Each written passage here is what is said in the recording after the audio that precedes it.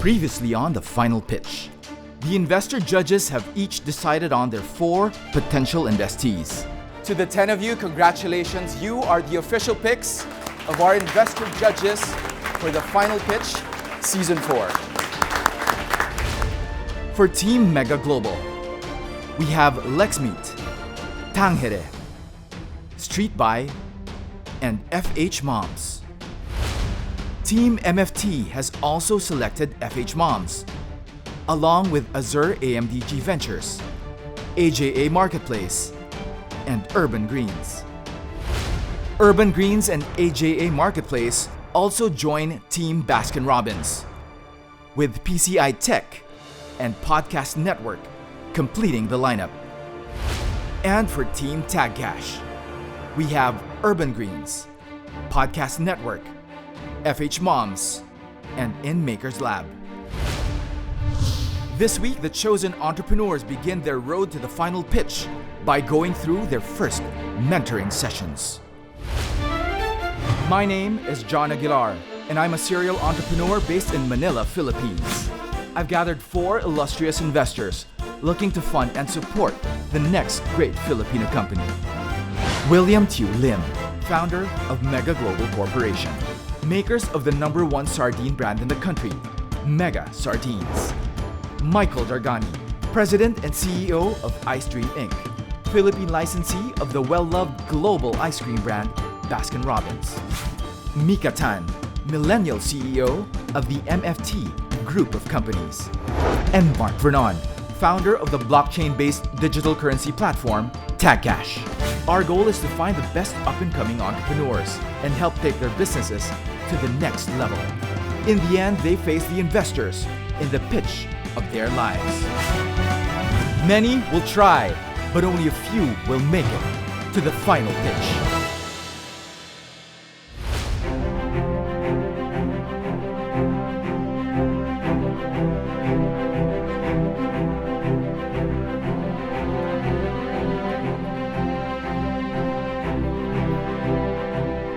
Hello, entrepreneurs. Hi, John. Welcome to Thames International Business School along Calle Industria here in Quezon City. You might be wondering, why are you in a construction site? Well, this is going to be the future home of the final pitch. This is Dragon's Nest. And a lot of the entrepreneurs that we'll be working with in the next couple of years, and also the ones that we will launch as a venture builder, will be built right here. We hope that a number of the ASEAN's next exponential startups will be coming here from Dragon's Nest. And for all of you, we are very hopeful that most of you will make it. I know that's a tall order, but for you to be able to do so, first step for you is to gain more knowledge through the mentoring sessions that we will give to you through the mentors that we have on board. So your first mentor is the final pitch guru. He is the president of Thames International Business School, and he's waiting for you in the classroom right now. Let's go.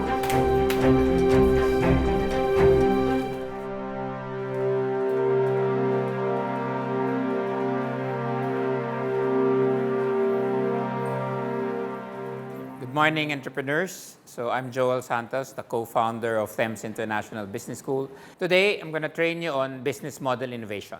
At the end of it, we'd like you to finish your business model canvas, which would then be the basis for your final pitch. So the business model basically is very simple. It's only 2 activities. How do you make the product and how you sell the product? Given the uncertainty, unpredictability, there is a need to reinvent ourselves. So if we don't, we'll be like dinosaurs. So the best thing is to make your own obsolescence plan. Make yourself obsolete before your competitor makes you obsolete. You should not just be planning for scaling up, and I'm going to grow this big. At the same time that you're planning or scaling up, you should be planning on how to make yourself obsolete.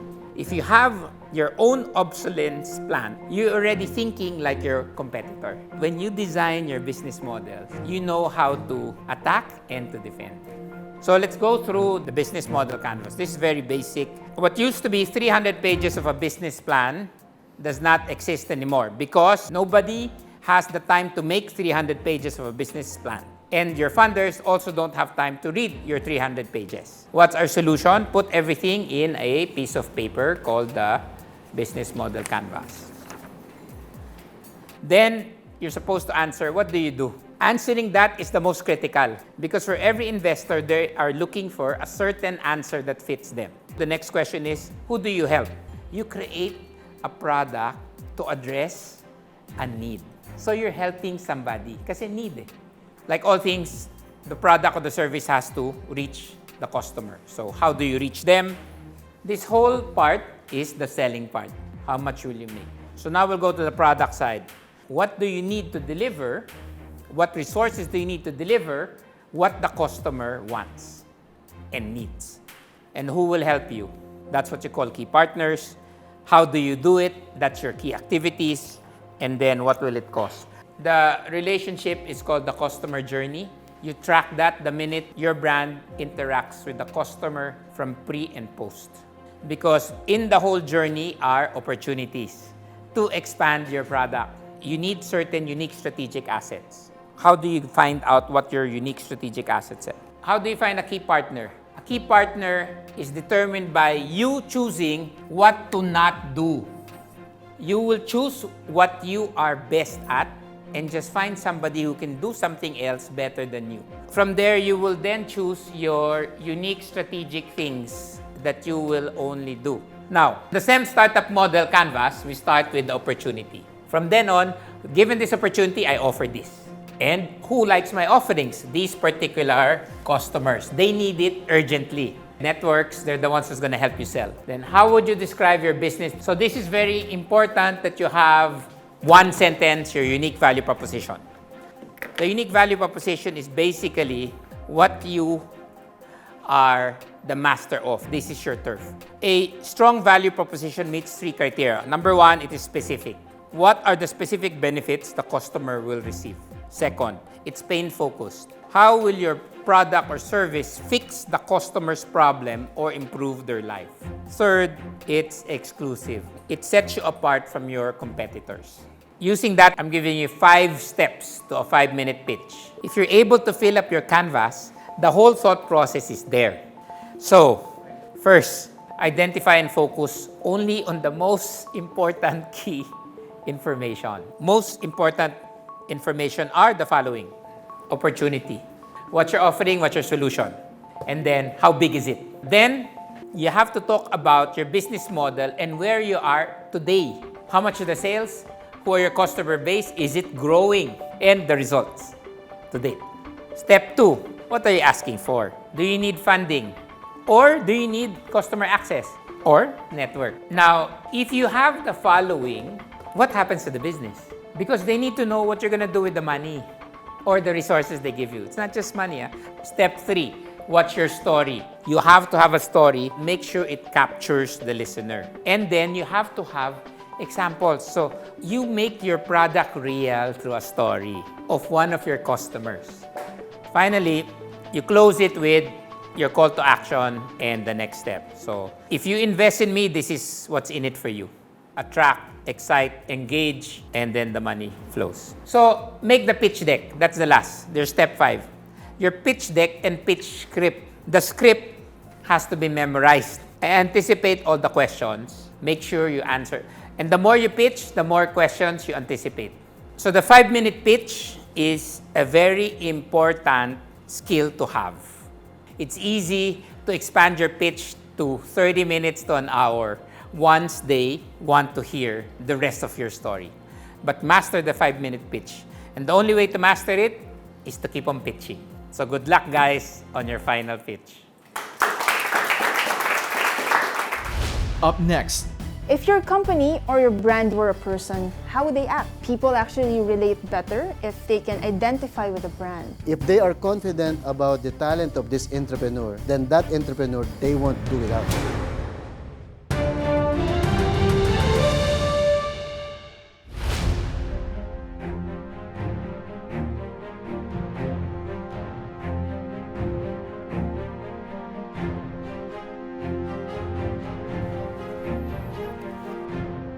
Hello, entrepreneurs. Hi, John.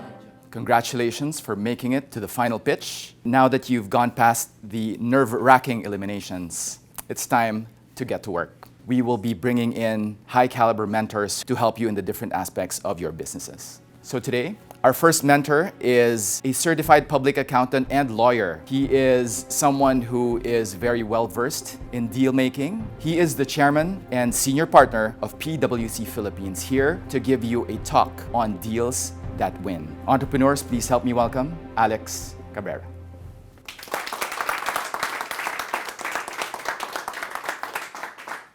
Good morning, everyone. Good morning. I'd like to tell you that from an investor perspective, they view things differently between an established company and a startup. There's something that startups don't have yet. The brand is one of them. The board of directors. The financial statements can be trusted. And because of the predictability, it's easier to get investors there. Which probably brings me to how a startup is valued based on potential. How do you value potential? Potential for deals for startups is exciting and dangerous. You're excited that someone is investing. But it's dangerous because they're gonna look into your products and what you're doing. Can you help it? You cannot. Because all you have is your potential. What's our security blanket when we're so much at risk of being copied? Your investors, they all have tech ambitions. This is the future, technology-based products, and they're going into it. You shortcut the process for them. You make it available for them. And that is where all the risk happens. So the risk is replication. And the safeguard to that risk is talent of the entrepreneur. Your personality, your drive, your passion. If I am the investor, the person that I'm looking at that created this business, is he capable of pivot? And is he capable of creating something new? If they are confident about the talent of this entrepreneur, then that entrepreneur, they won't do without.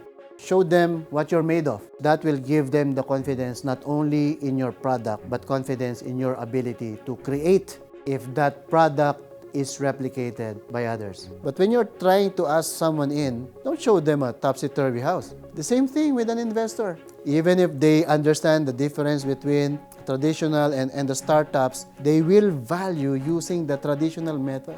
Cash flow, still the traditional things. You need to get past that before you can tell them how talented you are. So you see, the governance, if you call that a small thing, it is that small thing that will kill the giants. You need to take care of your governance. Otherwise, it's like an undeveloped potential. I'm going to stop there for Q&A. Thank you for being very attentive during that short lecture. Thank you.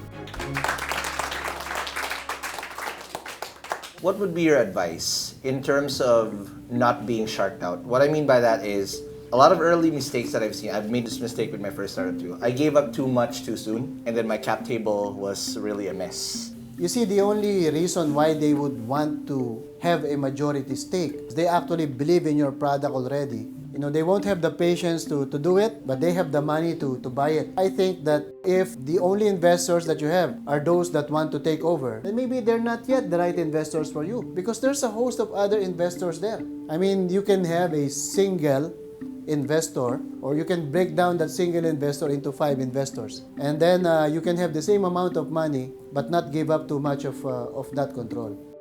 Hi, I'm the CEO of Street Buy from Mindanao. How do we value our company like us? What's the best way to value our company? Yeah, why don't I bring in someone who may have worked on that particular area? It's one of our young, talented professionals into valuation practice. Good morning, everyone. I am Wedi Diamada. I have valued more than 360 billion worth of assets here in the Philippines. Now, here in valuation, there are 3 approaches in valuing any company. The first one is the income approach. Income approach is when you value a company based on its discounted expected future earnings. You want to be able to realize now its future economic benefits that you should be the one realizing it. Next, we have the market approach. The premise of the market approach is that the value of your company should be the same as the value of a comparable company. Why are there many approaches? What if in the income approach, I am 1 billion, but then if I look at the market, it's just 300? Usually, what we do is that income approach is your primary approach, and then you do your cross-checks using either market approach or the asset approach. The asset approach approach, we don't usually use that. But then just to give you a background, the asset approach is just the value of your current assets right now. Now, in growth stage companies, usually we use this method that would merge income approach and market approach. Usually we call it the VC method or venture capital method. We merge income approach, your future earnings potential, and the market approach, your implied value given your comparables. Now, once you become mature, this is the part where we look at comparable companies. Now, here's the thing with comparable companies. We can only get information from publicly listed companies. So that's what we do here in our surveys. And again, may I call on our chairman, Alex Cabrera, right here. And we want to thank you for this opportunity to share your time with us, and we find this very valuable. Guys, I hope this is not the first and last time that we meet each other. Helping each other is a process. We wish you luck, but at the same time, we want to tell you that we are here to help you. Thank you.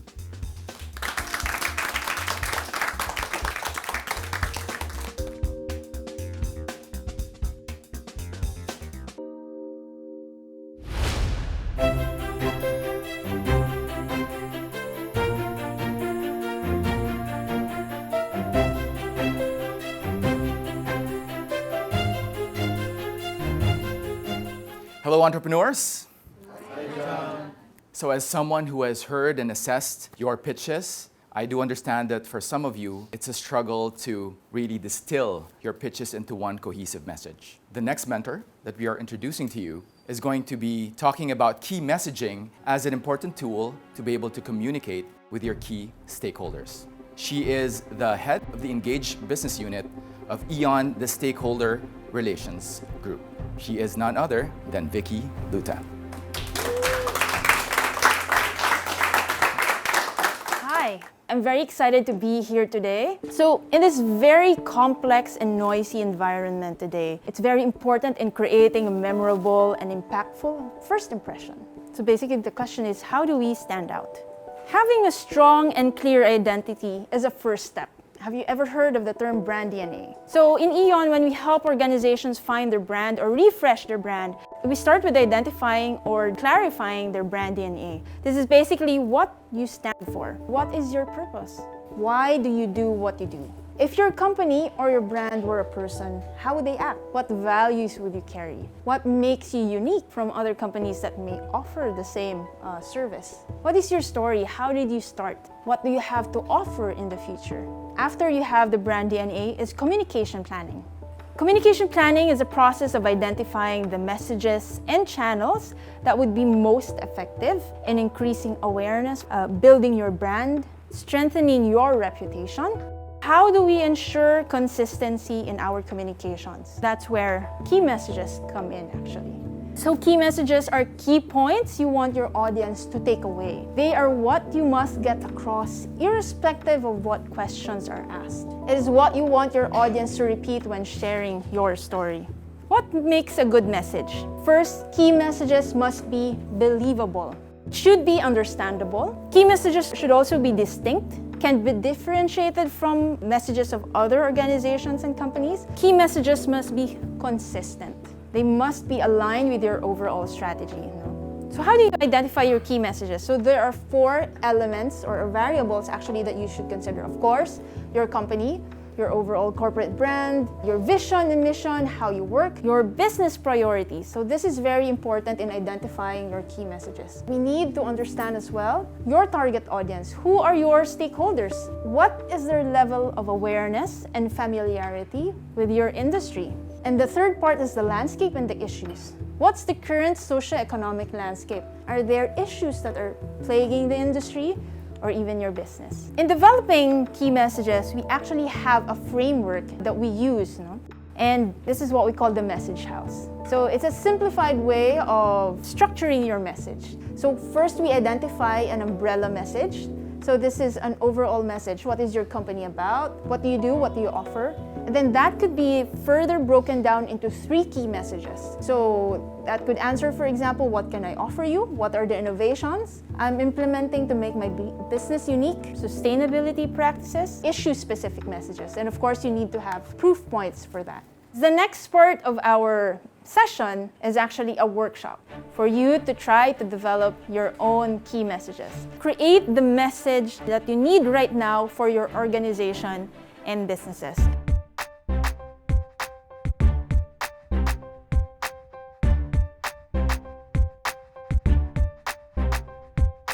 Thank you for coming back after the short workshop. How was the experience developing the key messages? Yes. It was interesting to discuss which one was a result of which one was a key message, and which one was simply a result of the key message, and which one was easier to understand by the general public when we talk about it. That was quite interesting to talk about. Now I'd like to hear some of the key messages that you developed. Anyone here would like to share? Yes. For our umbrella message, our company PCI is at the forefront of elevating the quality of education through interactive and immersive technologies. So that is our main goal. So our key supporting messages are, first, it should be accessible. Because what's the use of a good content if it does not reach our target customers, which are the learners? Second one, it should be innovative, meaning what we offer should be fit to the needs of the learners. And then we must utilize new technologies. And lastly, it should be learner-centered. We must provide a program that is really adapt to his or her capabilities or qualities. Okay. I think that's quite a solid key message. It's a matter of expanding that and making sure that you have talking points and proof points actually to support that. Thank you very much for having me today. I hope that was useful, and good luck in the final pitch.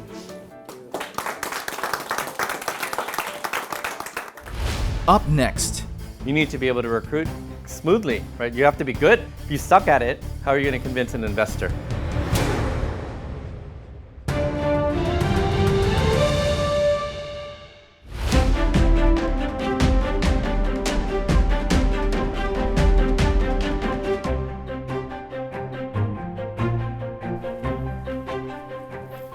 Hello, entrepreneurs. Now, I'm sure all of you will agree with me that one of, if not the most important resource in each of your respective companies is your people. Our next mentor specializes not just in people, but in really good people. His startup was the first Southeast Asian startup that was accepted into the super hard to get into Y Combinator accelerator in Silicon Valley. Entrepreneurs, please help me welcome Paul Rivera.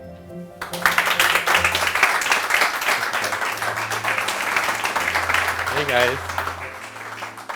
The topic that we're going to talk about today is the quality of your talent will really determine the type of outcome that you will achieve. So how do you start getting talent? What you all have, you can use to attract talent is a mission. And I think for many of you guys, it's mission driven, right? So you want to have a mission that is clear, that you can articulate, that people resonate with. So really think about what your mission is. Other than raising capital, hiring is your most important job. And that's why you have to have a strong why, a mission, a purpose, right? Because what else are you selling them on? It's not the great salary, right? It's not the car plan. It's the intangibles. What am I gonna learn? The autonomy. I get to put my skills to the test. All of those intangibles, you need to be able to articulate and deliver it smoothly. If you suck at it, right, why would people want to work for you? You need to be able to recruit people that are better than you. If you can do that, then you can raise money. Second, when you build these teams, you're going to make bad hires. Everyone does. Fire as quickly as possible, because if you don't, your company may literally die. Third, it's not necessarily about having the best expertise, but it's just people who can get a lot of done. And you need people who can thrive in those environments that are going to be chaotic. And then through that, right, then people will begin to show you what they excel. And I would say the last point, never kind of sacrifice on quality. Pay for whatever as much as you can afford. And it's a simple formula. The best teams get the best funding. Think about whether you have the right mix of people there that gives me the confidence that this team has the capability of pulling this off. So I think the most important thing is you need to get people who can adapt. It's going to change very quickly, and it's stressful. You need to find people who are very adaptable, because breaking through is all about adaptation. Communication style, right? The way you talk, how you do your one-on-ones, That communication style ultimately becomes your culture, it becomes your operating system. And I would say lastly, invest in the culture. Define that mission, define your values, build the company that you and other people would want to work for. So for you guys, super important, like we call it priority zero. You have to stay healthy, staying physically healthy, staying mentally healthy, making sure that their relationships, wife, girlfriend, parents, you don't sacrifice that. It's not about hustling super hard now, it's now playing the long game of making sure that we're building something to last. Second, get your ego out of the way. This is probably the thing that will kill your startup. So you want to make sure you can get your ego out of the way and you're focused on the objective at hand rather than your feelings. And then I think the last is you have to evolve as a CEO. Again, the company evolves, you need to also evolve because ideally you're hiring more and more great people and you're getting out of their way, right? Get, again, high quality people join you to do all of the dirty work, right? Because those great people, they will go above and beyond, right, to turn this idea into reality. And you can definitely get them on Caliber.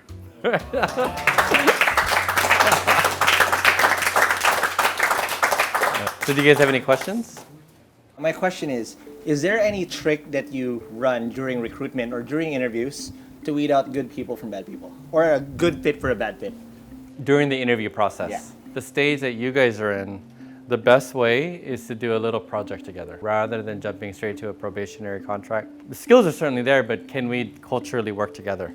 Because that's hard to assess in an interview. What you want to try to do in the recruitment process is simulate authentic environments where you're going to have to communicate, you may have to disagree, and oftentimes a small project is the best way to kind of do that. Yeah, does anyone else have any other questions? Yes. So my question is, how can I convince my co-founder to go full-time? I mean, if I were in his shoes, it's hard to give up a six-figure job. The way to potentially handle this, right, is you have to create the set of conditions within your company so that the only choice is to leave his job. So what can you do within the organization so that either the finances or the risk is de-risked so that this is the right choice, right? Is there anything that you think you can do?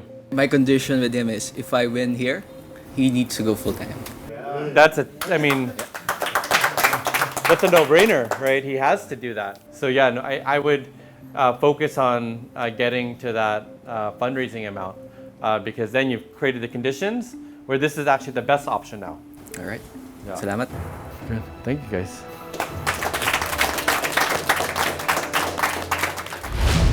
Next time on The Final Pitch, Team Baskin-Robbins meets with their potential investor, Michael Dargani. We're looking forward to like a really big day with you guys. So Ron, what's underneath that? So today I decided to be a marshmallow. And the entrepreneurs undergo their business challenge. I actually had a hard time finishing the task. Okay, let's go. Wait for me! It's not as easy as we thought. For us, that was very demoralizing.